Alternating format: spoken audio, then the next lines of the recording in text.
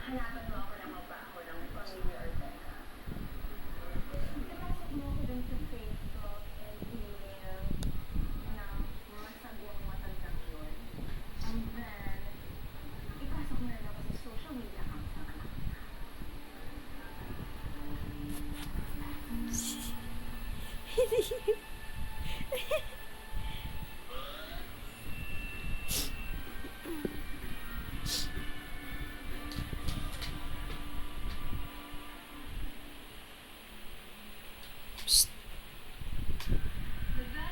No.